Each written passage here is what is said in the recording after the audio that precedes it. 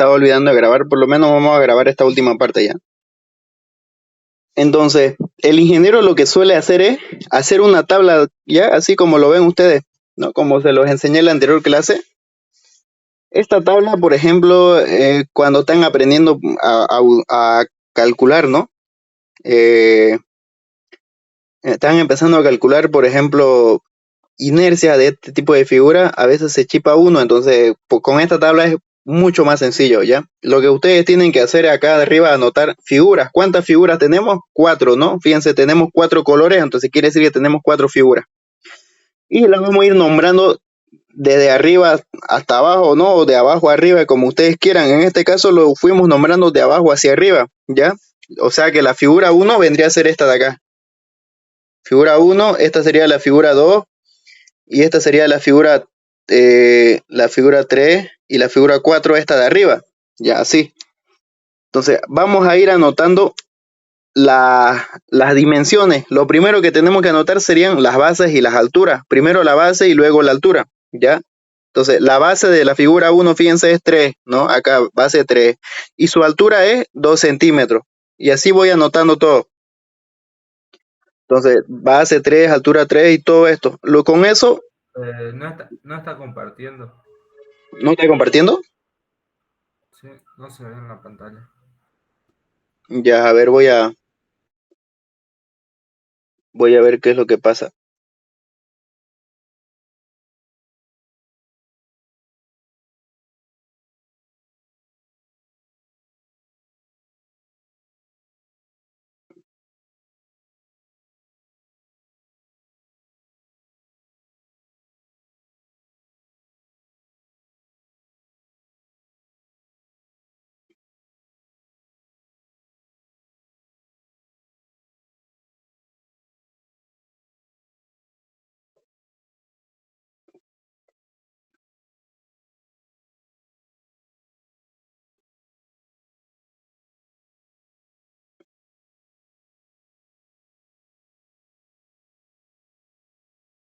Ya se ve de nuevo, ¿no? Sí, ya se ve. Ya, ahora sí. Entonces tenemos que ir anotando todos los datos de bases y alturas y con eso vamos a hallar el área de la figura, ¿ya? El área de la figura. Luego vamos a tener que calcular estos de acá, estos valores y sub i. Sí. ¿Qué son esos valores y sub i? Nos vamos a la sección, fíjense. Los valores y sub i, y ustedes saben que es una variable para indicar la numeración de distintos elementos de la misma del mismo grupo que tengamos. En este caso vamos a referirnos a todas las áreas que tengamos nosotros, que en total son 4 áreas. ¿Ya? Entonces, y sub 1 vendría a ser, por ejemplo, la distancia desde el eje X. Ustedes el eje X siempre se lo van a trazar en la base de la figura de abajo, ¿no? En este caso, en la que se apoya toda la sección. Sería esta la figura 1, digamos. Entonces, ¿qué es lo que ustedes tienen que hacer? Tienen que ir calculando, ¿no? El centro de gravedad, la distancia desde la parte de abajo hasta el centro de gravedad de cada figura. Entonces, y eso 1 vendría a ser esto de la figura 1, ¿no? Y si es de la figura 2, vendría a ser la distancia desde el centro de gravedad de la figura 2 hasta la parte inferior. Y lo mismo, de la figura 3 sería la distancia esta hasta la parte inferior, y la figura 4 lo mismo, ¿no? Entonces, ¿cómo vamos a calcular esa distancia? Fácil, ¿no? Con estas alturas que tenemos, ¿ya? Fíjense que acá esas alturas ya los tenemos de datos. Entonces, sabemos que la altura de una figura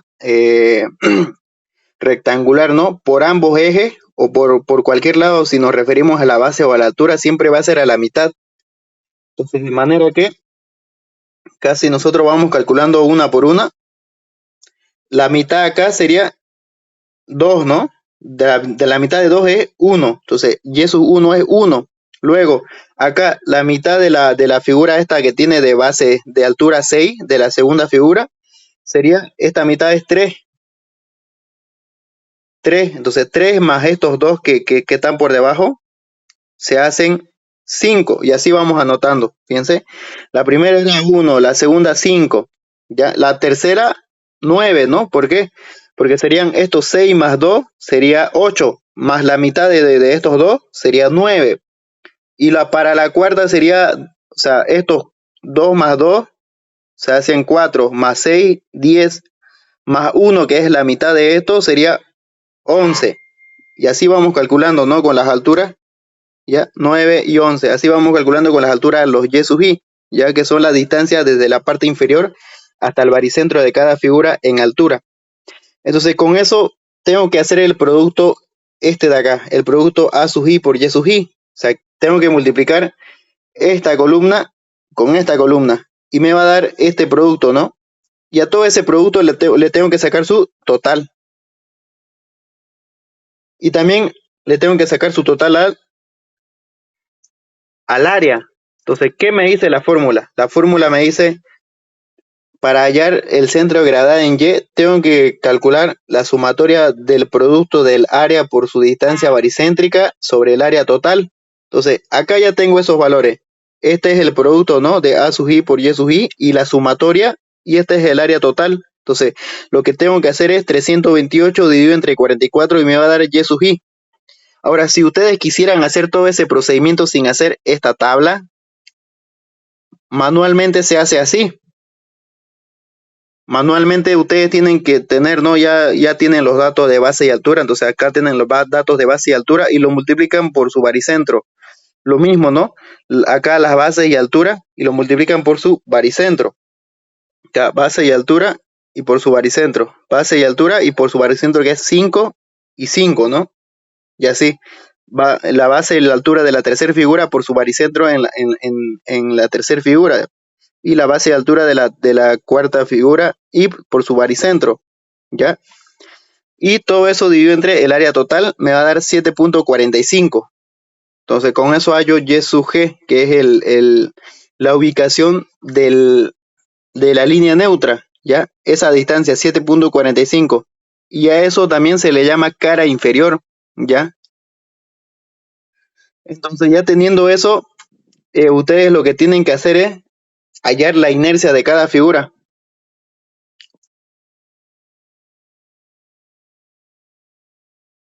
Fíjense, esta inercia de acá está dada por esta fórmula, ¿no? A ver, no sé si la puse por acá, no, pero lo vamos a poner acá. IG, la base,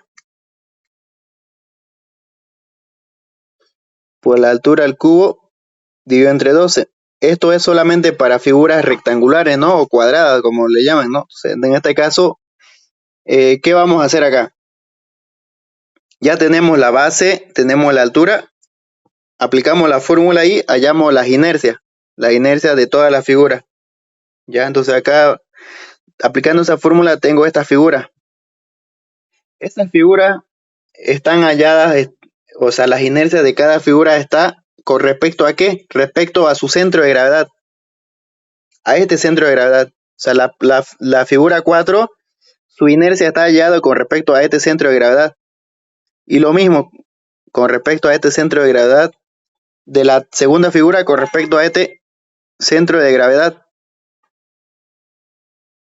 Pero ¿qué es lo que yo necesito? Necesito una sola inercia.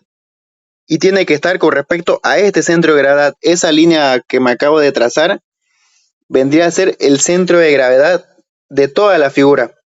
Entonces necesito la inercia con respecto a ese centro de gravedad, ¿no?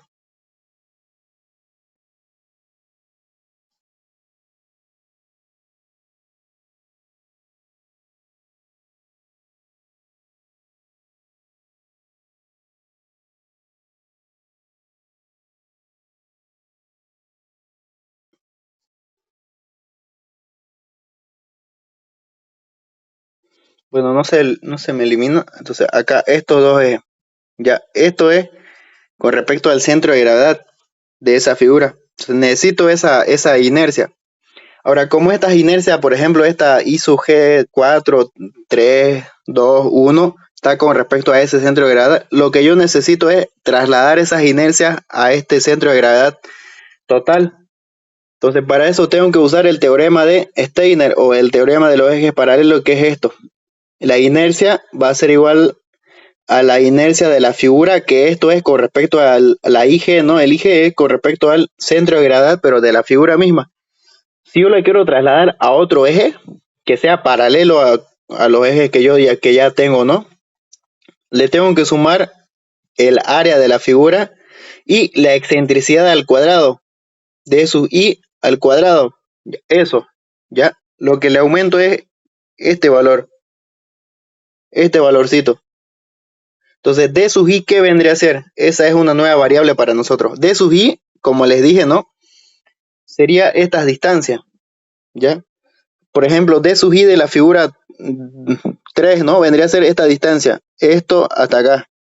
O sea, la excentricidad, ¿no? La distancia del centro de gravedad de la figura hasta el centro de gravedad de toda la figura.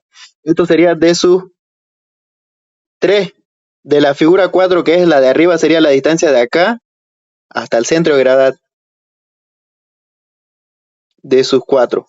De sus, por ejemplo, de sus 2 sería esta, la figura 2 es esta, la distancia del centro de gravedad hasta el eje neutro.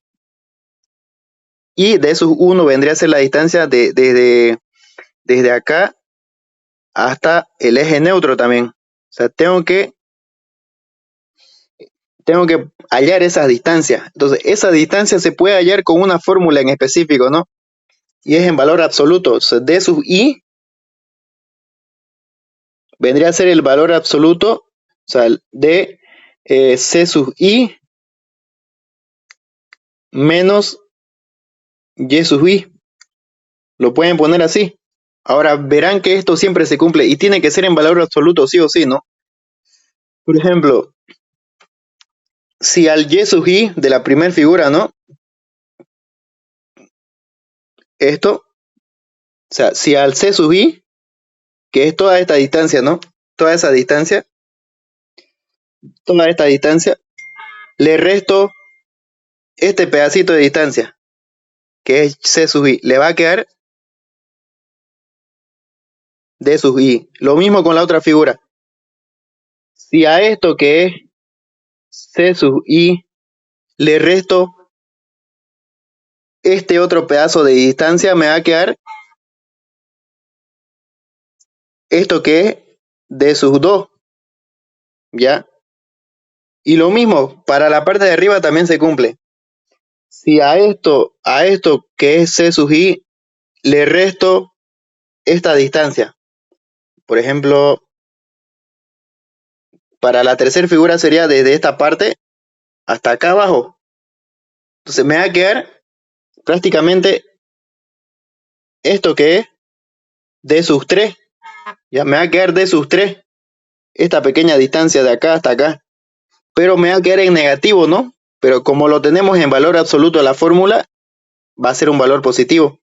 Entonces, vean que se cumple para todo, ¿no? Tanto para la parte de abajo como para la parte de arriba. Entonces, teniendo eso, aplicando la fórmula acá, ¿no?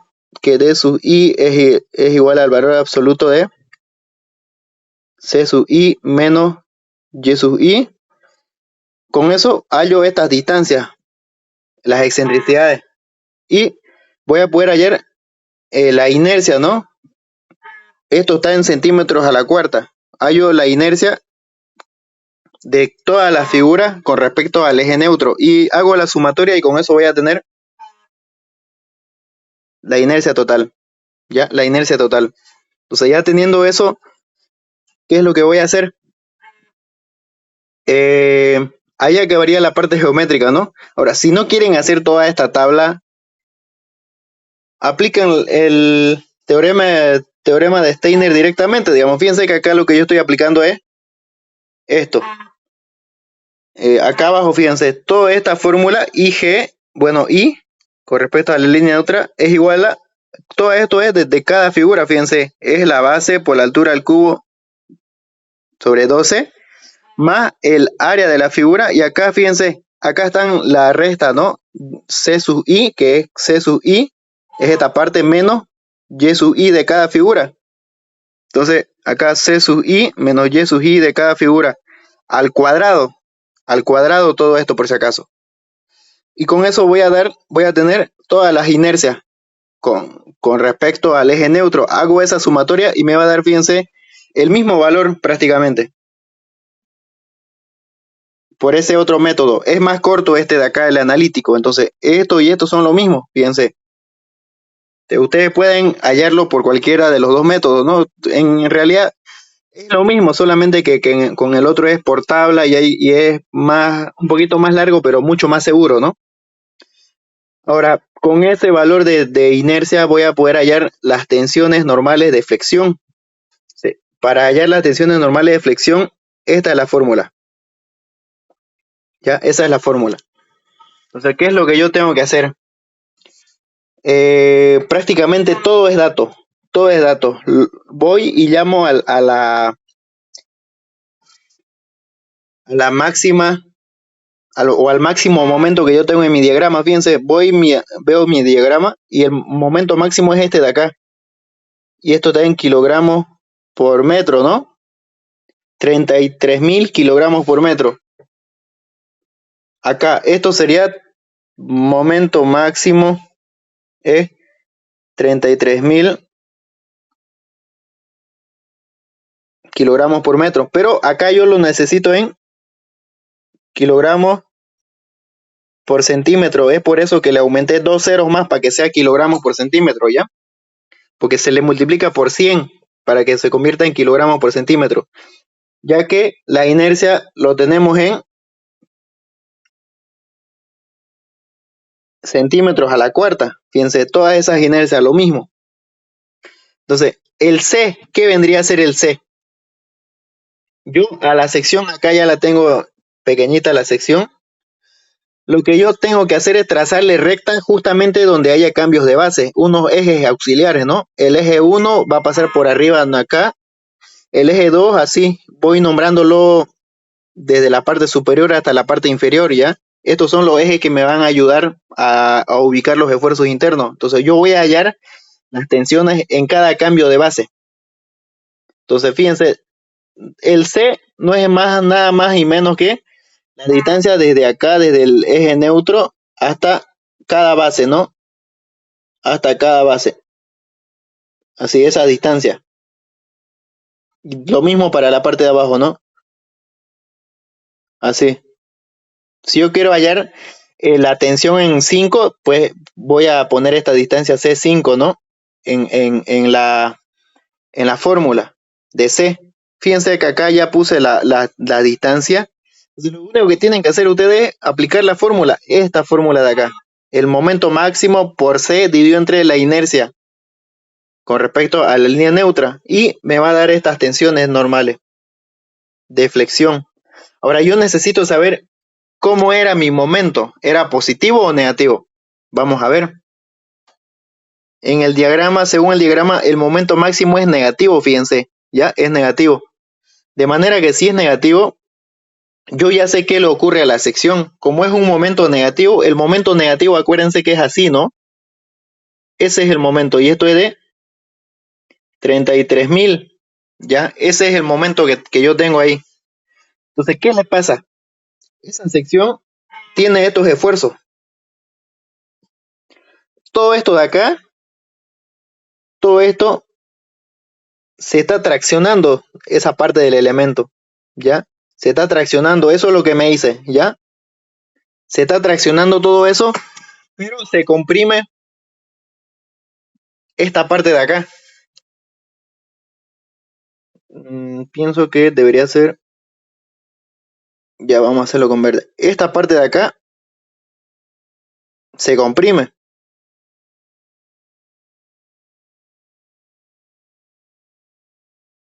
Entonces acá le vamos a especificar, ¿no?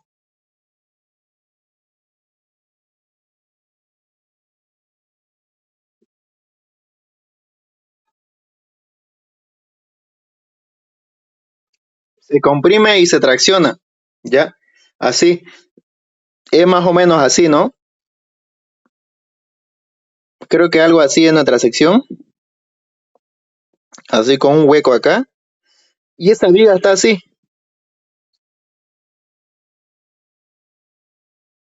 está empotrado en esta parte de acá.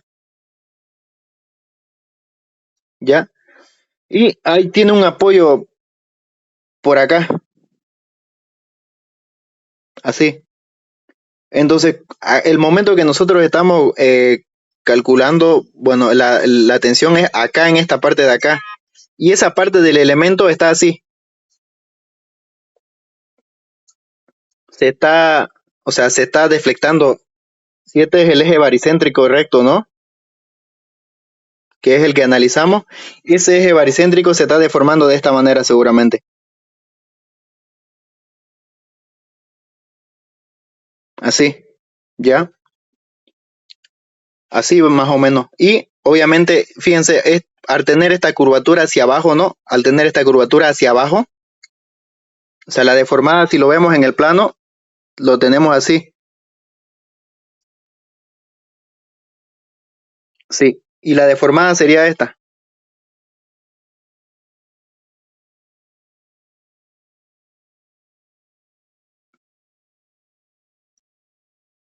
Así.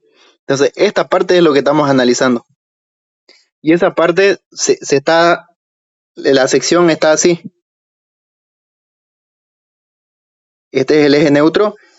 Y esta parte se está traccionando, ¿no? Esta parte se está traccionando y esta parte se está comprimiendo. Se está comprimiendo, ¿ya? Eso es lo que quiero que entiendan ustedes. Y obviamente en esta parte de acá, en la parte central, ¿no? O sea, donde es el eje neutro, no hay ningún tipo de tensiones, no se está comprimiendo y tampoco se está traccionando, es la frontera de esas dos tensiones, ¿ya? Así funcionan las tensiones normales. Ahora se van a dar cuenta que en las tensiones normales de flexión, ¿ya? Estos se llaman tensiones normales a flexión, porque hay otro tipo de tensiones normales, ¿ya? Son dos tipos. Hay una que es esta de acá. Esta, cuando ustedes le aplican esfuerzos de tracción en el mismo eje, ¿no? Esto es tensiones normales de tracción y compresión, digamos. También se llaman tensiones normales. Y estas otras tensiones que nosotros estamos analizando, estas también son tensiones, pero estas ya son las de flexión. Esto es fuerza sobre área y esto lo que hicimos en el primer parcial. Y esto es tensiones de flexión, que es momento por C dividido entre la inercia en la línea neutra. ¿Qué es lo que cambia de estas tensiones? O sea, los esfuerzos internos son los mismos. Lo único que cambia es que acá en estas tensiones de acá, estas tensiones que estamos dibujando de azul, ¿no? Las consideramos una sola tensión, o sea, es uniforme a lo largo de toda la sección. Ahora, ¿qué pasa con esta parte de acá? En esta parte de acá hay un eje neutro. Entonces, estas tensiones de flexión ya no es así. No es no es, como les digo, si hacemos un corte acá y la representamos acá, ¿no? Esas tensiones se comportan así, las de flexión. Vienen así. Fíjense, esas tensiones cambian a lo largo del eje. O sea, mientras más me voy alejando de este eje neutro, mientras más me voy alejando, las tensiones se van haciendo cada vez mayor. O sea, no es uniforme estas tensiones. Mientras más me voy alejando, se van haciendo cada vez más mayor, ¿no? De manera que en el límite de la sección transversal es la tensión máxima. Ya, eso es lo que quiero que entiendan, ¿no? De estas dos tipos de tensiones. Ya las hemos visto las dos. Esta es la segunda que estamos viendo, las tensiones de flexión. Ahora vamos a ver las tensiones cortantes, ¿ya? Para las tensiones cortantes, tenemos que hallar, bueno, en el primer lugar, la fórmula es esta, ¿ya? Se las presento si no la han conocido todavía. Esta es la fórmula, ¿no? Un poquito más larga. Es la cortante por el momento estático. No sé quién me puede decir a qué es igual el momento estático.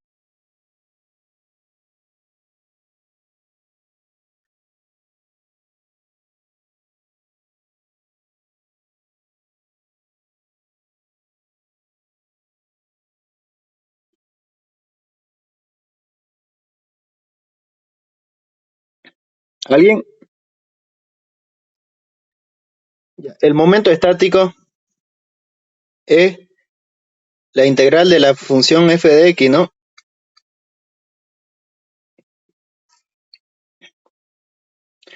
Pero eso es matemáticamente, digamos. Ahora, el momento estático prácticamente es fuerza por distancia. Eso es así como lo hemos conocido en isostática. Solo que en esta parte de acá ya no va a ser fuerza por distancia. Vamos a hacer momento estático de área. O sea, momento estático para nosotros ahora va a ser el área por la distancia. ¿Ya? Esto. Vamos a hacer momento estático de área porque hay una de área y otra de fuerza. Obviamente es el mismo concepto, solamente que en una nosotros eh, lo hacemos con las áreas y en otras con esfuerzos, ¿no? Con fuerza. En este caso vamos a hacer con áreas, fíjense. Ahora, ¿cómo es hallar momentos estáticos? Yo tengo que tener acá, y fíjense, ya la tengo la sección, ¿ya? Entonces voy a hallar los momentos estáticos para cada eje. Como en las tensiones normales yo numeraba los ejes, no, voy a usar la misma configuración de ejes auxiliares que son estos de acá. Este eje 1, este eje 2, este eje 3, que lo pongo en cada cambio de base. Lo tengo que poner en cada cambio de base y obviamente tengo que usar la misma configuración tanto para las tensiones normales como para las tensiones cortantes. Ahora, yo voy a hallar el momento estático, ¿no? Si yo hallo el momento estático del eje 1, yo tengo que fijarme cuánta área hay por encima de ese eje, ¿ya? Si es que esa línea está por encima de la línea neutra, si estuviera por abajo como el eje 4, ¿no? Ya tendría que tomar en cuenta lo que está por debajo de ese eje. Entonces, primero hagamos lo que está por arriba del eje, de la línea neutra. Entonces, fíjense que el momento estático va a ser cero, porque fíjense que no hay ninguna área por encima de este eje neutro 1. Entonces, con esto queda aclarado, ¿no? Ustedes siempre le van a poner cero a todos los momentos estáticos que estén en los extremos. Ahora, acá tenemos dos extremos, es el eje 1 y el eje 5, que son los extremos de la sección transversal. Entonces, ustedes le tienen que poner momento estático igual a cero a esas dos, porque no hay áreas que me generen momentos estáticos de área en esa parte, ¿ya? Ahora, si yo tomo en cuenta, ahí quiero hallar el momento estático en 2, fíjense que el área que está por encima de ese eje es esta área de acá, es esa área. Entonces, ¿qué es lo que yo hago? Calculo esa área, ya voy a calcular esa área y tengo que multiplicarla esa área por la distancia desde el baricentro de esa figura hasta, hasta acá, hasta ahí, hasta el eje neutro. Ahora, esa distancia nosotros ya la tenemos ¿ya?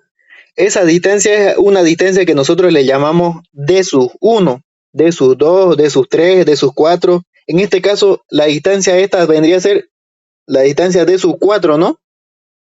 Y si no queremos, si no hicimos por tabla y no tenemos esa distancia, pues lo que yo hago es C interno o C inferior, perdón, C inferior menos Y sus, menos Y sus,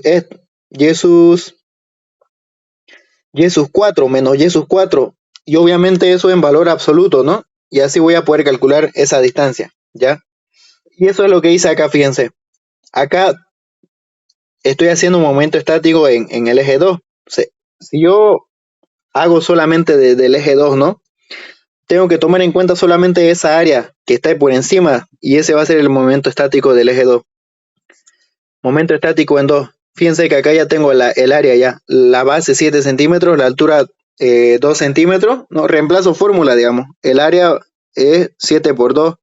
Y la distancia, ¿no? Desde el eje neutro hasta el baricentro de esta figura es 3.55. A ver, veamos si es realmente eso. Fíjense, de la figura 4 de sub i es esto. Fíjense, esto de acá.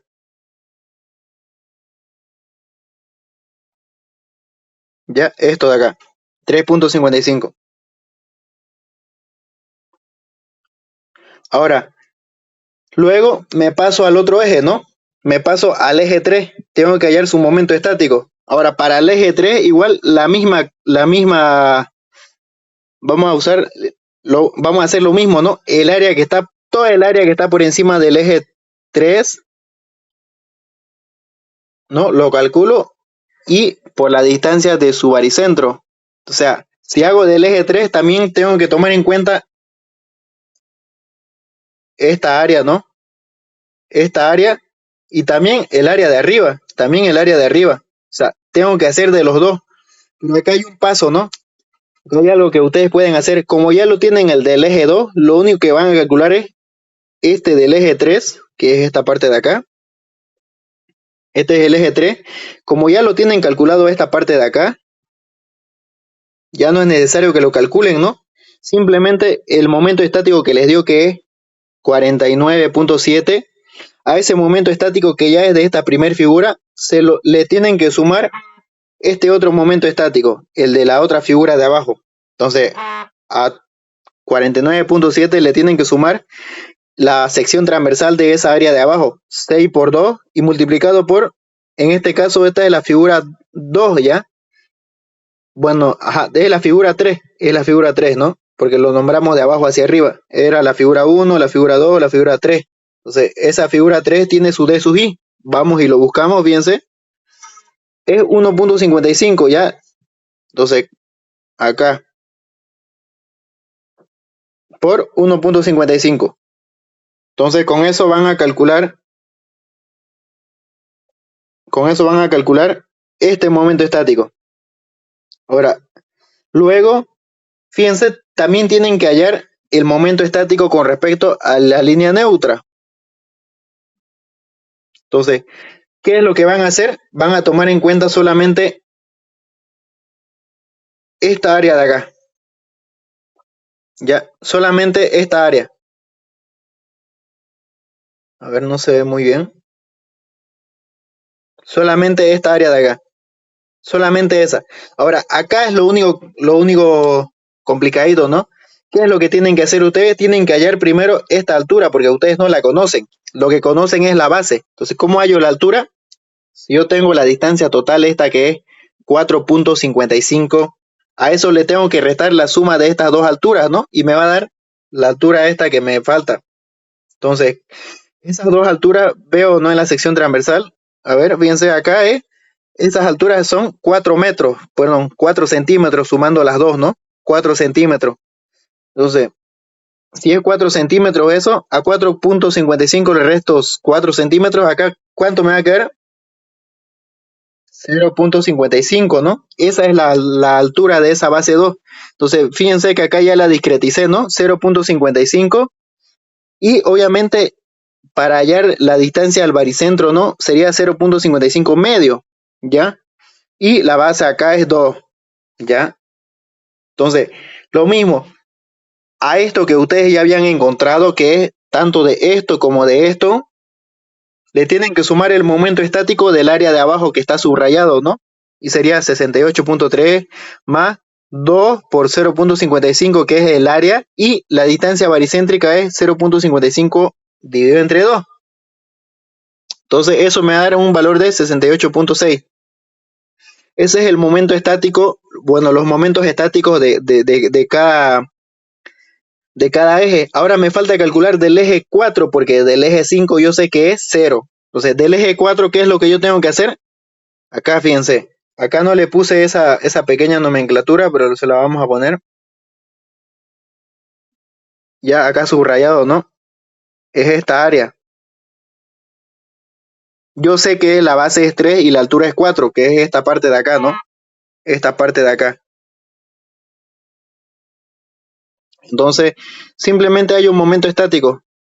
3 por 2 y acá era la figura 1, ¿no? Entonces tengo que saber cuál es el D sub I de la figura 1, 6.45 dice. Entonces lo multiplicamos y vamos a tener el momento estático.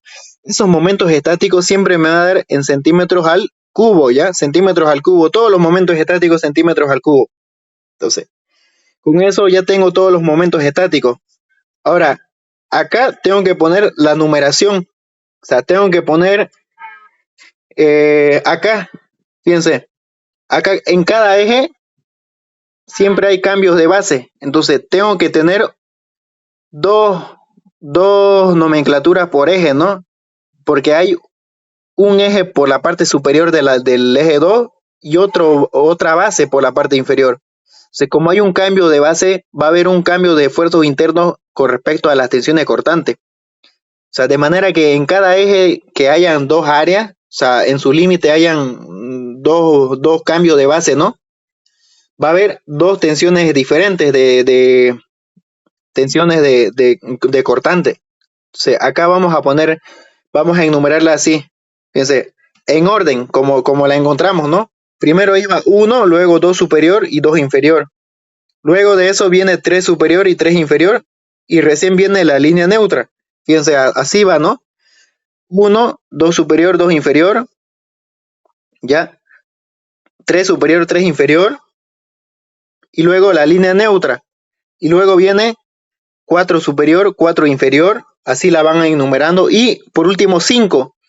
El 1 y el 5 no tienen cambio de base. Por eso es que van solitos los números, ¿no? O sea, así la van enumerando como lo vieron en la figura. Y vamos a ir anotando todos los datos que tengamos. Y esta tablita, ¿de dónde lo saco? De la fórmula, ¿no? La fórmula de la tensión cortante es B máxima por momento estático dividido entre inercia con respecto a la línea neutra por la base. Entonces de ahí saco todo esto. Esto es la cortante máxima. Acá la inercia, que es lo mismo para cada figura, y la cortante son constantes. Acá el momento estático son los valores que calculamos, fíjense hace rato. Son los valores que ya calculamos de momento estático. Y acá pongo cada base, ¿no? Fíjense, acá la base 1 superior es 7 centímetros. A ver, vamos a poner esto de acá para que lo veamos.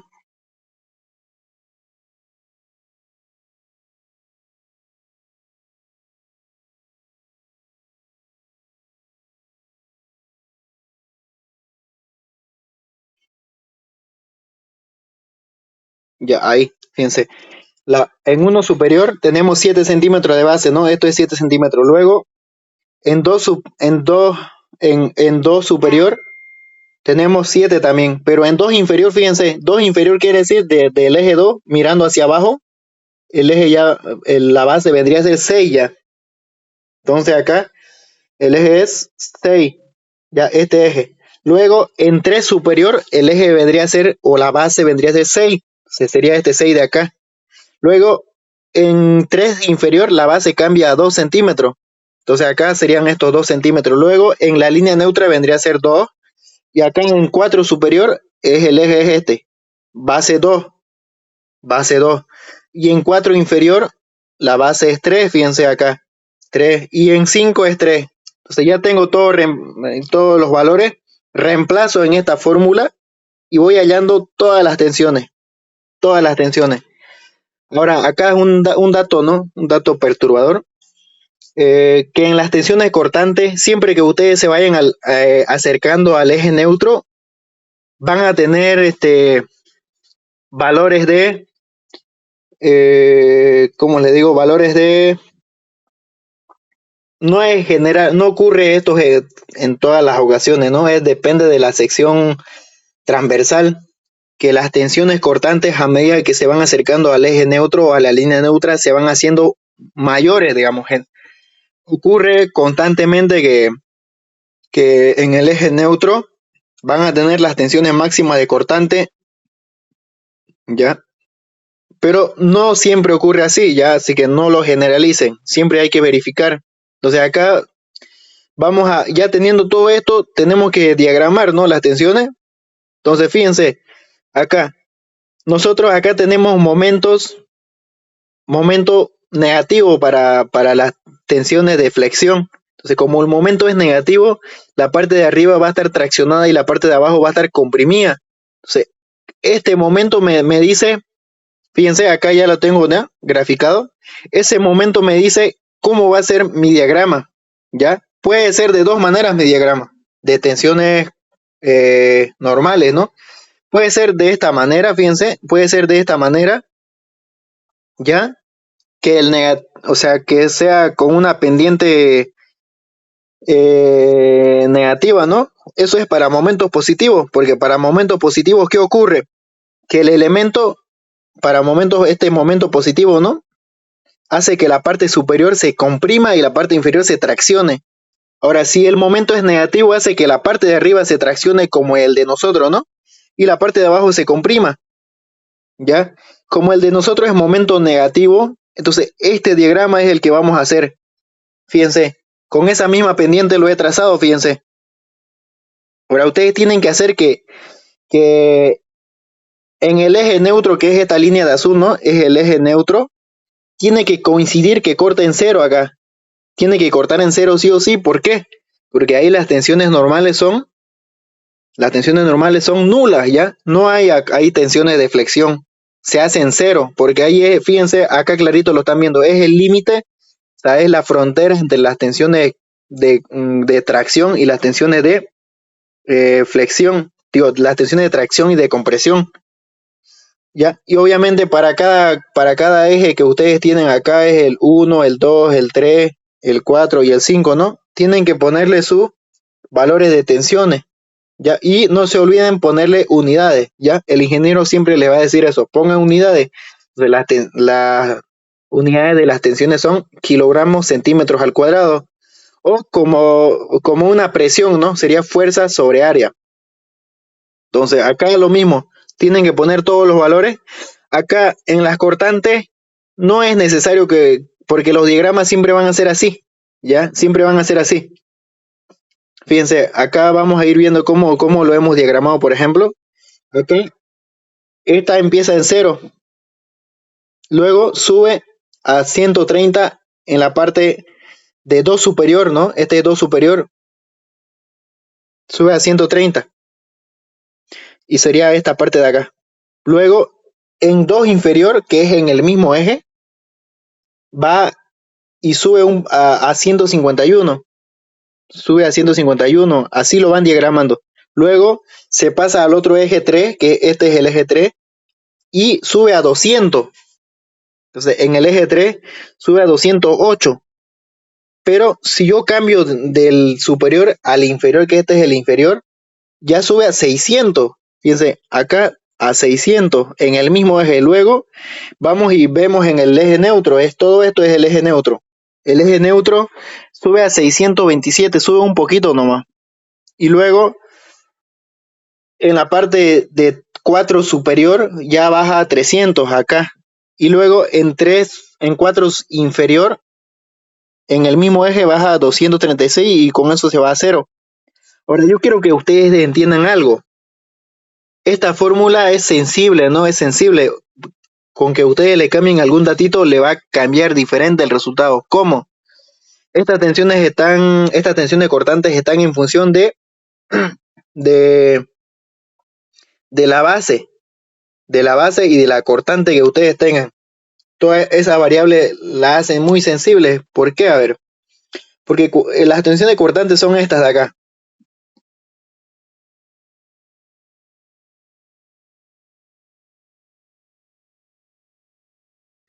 ¿No? Si yo le aplico una tensión cortante, perdón, un esfuerzo interno así, las cortantes son esos esfuerzos que tratan de que el elemento no se separe, ¿no? O sea, que no se deslice así. Eso. Y esas tensiones, si yo la grafico así en 3D, son unas tensiones que aparecen así.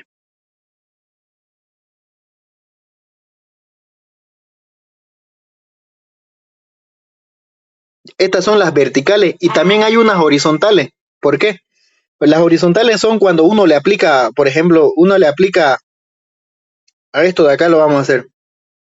Le aplica esfuerzos a esto, ¿no? Fíjense que esto es una viga simplemente apoyada. Uno le aplica esfuerzos y ¿qué va a pasar? Esto se va a deflectar así, ¿ya? Nuestra viga. Y fíjense, al deflectarse así, hay un eje neutro. Este es el eje neutro.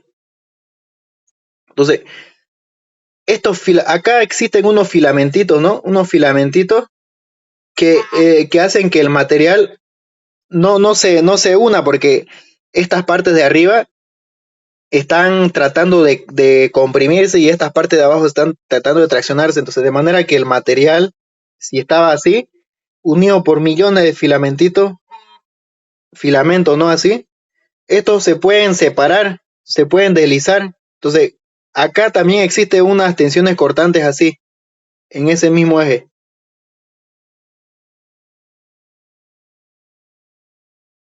Así son tensiones cortantes que mantienen unidos a los filamentos. De manera que estas son las tensiones cortantes, así, tensiones cortantes horizontales, y estas son las tensiones cortantes verticales, ¿ya? Y obviamente, las tensiones cortantes horizontales son iguales que las tensiones cortantes verticales, ya que eso lo vamos a ver más adelante cuando hagamos el estudio de un elemento diferencial. Entonces, lo que ahorita estamos hallando son estas tensiones cortantes, estas tensiones cortantes. Entonces, estoy diciendo que eh, esto, ¿cómo cambia, no? Este valor, ¿cómo cambia en función de la base que nosotros tengamos? ¿Cómo cambia? Que si la base es más grande, las tensiones van a ser muchos menores porque va a haber mayor área, va a haber mayor área, ¿no? A ver, esta es la sección transversal, esta de acá. Va a haber mayor área que soporte esta carga de acá. Entonces las tensiones se reparten de una manera más uniforme. ¿A qué quiero llegar con esto? Es más o menos así. Si esta es la sección transversal, ¿no? Lo vamos a poner desde esta perspectiva. Si ustedes le aplican una fuerza F a esto, las tensiones que van a aparecer en toda el área van a ser así de esta índole. Sí.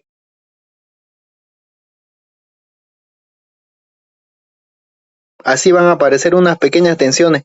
Y estas tensiones van a ser así, sentido contrario. Y eso me lleva al equilibrio del elemento. ¿Ya?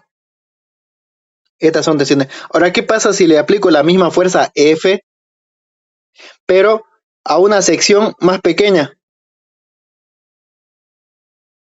Obviamente, estas tensiones de acá van a tener que ser más grandes para poder igualar, porque la sección es más pequeña, ¿no? Van a tener que ser más grandes para poder estabilizar esta fuerza F. Entonces, eso es lo que quiero que entiendan. Si la sección es más grande, las tensiones estas van a ser más pequeñas, porque hay mayor área de soporte. Y si la sección es más pequeña, estas áreas, estas tensiones que son, esta es la altura de las tensiones, ¿no? Esta es la altura de las tensiones y esta es la altura de las tensiones, van a ser más pequeñas, digamos. ¿Ya? Eso depende del área. En este caso, igual en la cortante, ¿ya? De esta manera se comporta. Y eso sería toda la iontía. No sé si tienen alguna pregunta con respecto a, a las tensiones o cualquier otra duda. A ver, por favor, háganla antes de que terminemos la clase.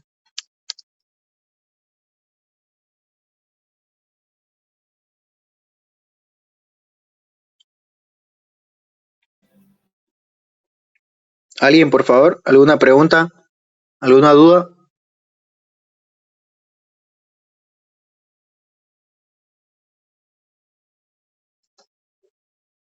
Ya, si no hay ninguna duda, lo vamos a dejar acá ya.